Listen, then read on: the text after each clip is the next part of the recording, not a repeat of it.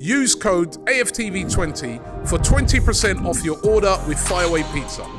Just click the link in the description below or go to fireaway.co.uk now. Hi, welcome to AFTV. We've just lost to Bayern Munich 1-0. We're here at the Allianz. We're out of the Champions League. Firstly, it was a chilling result, and now you're just in a t-shirt. You're not cold? No, I'm never cold, me. You should have seen me at Brighton. You had man tell me there were storms, and when I had a t-shirt on at Brighton, because it's that bright stadium. It just, when their fans are jumping up and down, so it just warms you up. Their fans are never sitting still, so it just warms you up. Because I was told at Brighton it was cold. It weren't that cold, and now we're here today. But what I will say is Bayern Munich did a number on us. They did a number in both legs, or just this? Just this leg, because 2-2, because they conceded 2 goals in the first leg. We scored 2 goals, obviously, but they did a number because what happens is they nicked the goal, and then they shut up shop.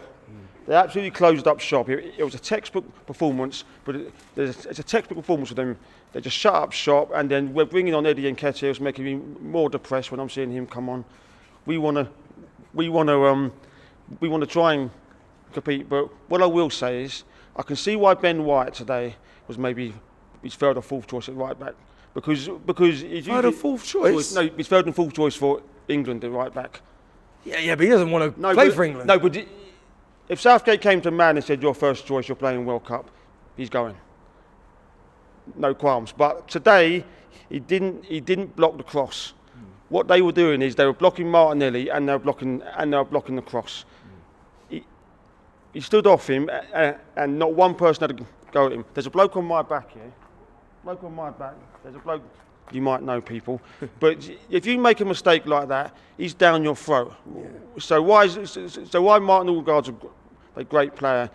Is he really a great leader? Because when you make a mistake, he's not down at your throat. It's like that time. Does that benefit the player nowadays? Remember that time when Mertesacker better go Mesarozil. So captains will stand up for the team, and they will be listened to. Secondly, there was 2 criminal acts in that game, 2 very criminal acts right at the end. We get a free kick, big boys go up, you don't lump it in the box. You don't lump it in the box, play it down the wing when they take it out. All I ask from a corner is not too much to ask. Declan Rice has been taking corners all season. It's not because he's been doing great. It's not too much to ask people, because I could come on and do it. Get it past the first man in the last minute. That corner from Saka. Get it past that first man, because you know as soon as that ball comes out of that box, that referee's going to blow up. No referee is going to blow up unless you're Clive Thomas. No referee is going to blow up while the ball's bobbling around in the box. And while the ball's bobbling around in the box is that. So I can try and look on the bright side by saying we can go and win all our games now, and then Man City are out now as well. So is that a good thing or a bad thing? Because they'll be focusing now completely on the league and the FA Cup. They've got the FA Cup, That's more games. The only thing I can guarantee people is Bayern Munich won't win the league. Harry Kane won't win the league.